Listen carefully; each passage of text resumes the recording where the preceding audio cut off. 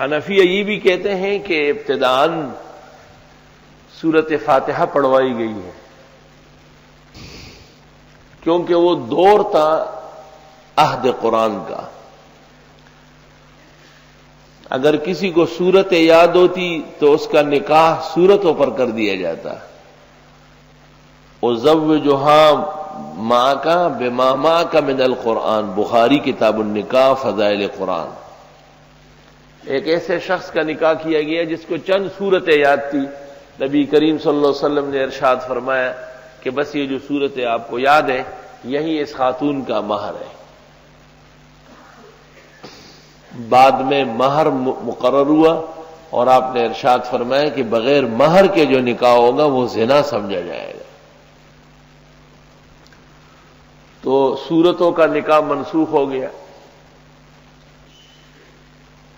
آپ نے ایک ایسے بچے کو عمر ابن سلمہ رضی اللہ تعالی عنہ کو قبیلے کا امام بنایا ہے، بخاری میں ہے اور تمام کتابوں میں،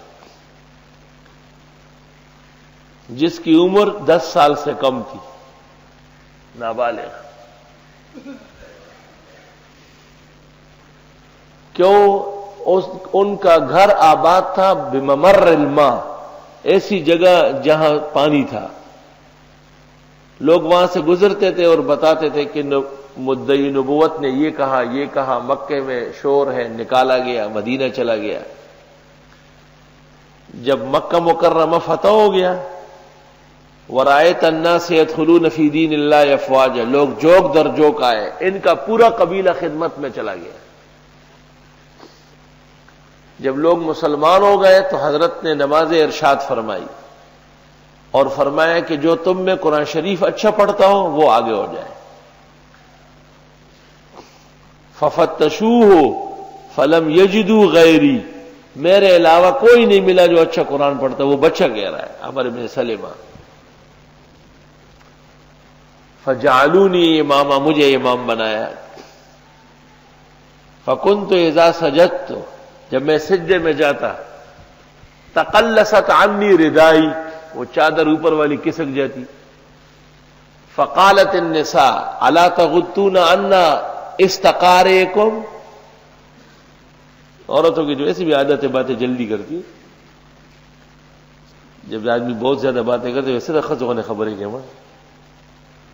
تو عورتوں نے کہا کہ الا تغطون عنا استقارئکم، قاری صاحب کے جسم تو چھپاؤ۔ فجمعوا لي شيئا واشتروا لي قميصا فما فرحت بشيء كفرحي به، ابو داؤد۔ لوگوں نے چندہ کیا، دنیا میں پہلا چندہ ہے جو امام صاحب کے لیے شروع ہو گیا، وہ آج تک جاری ہے اور قیامت آ جائے گی چندہ ختم نہیں ہوگا۔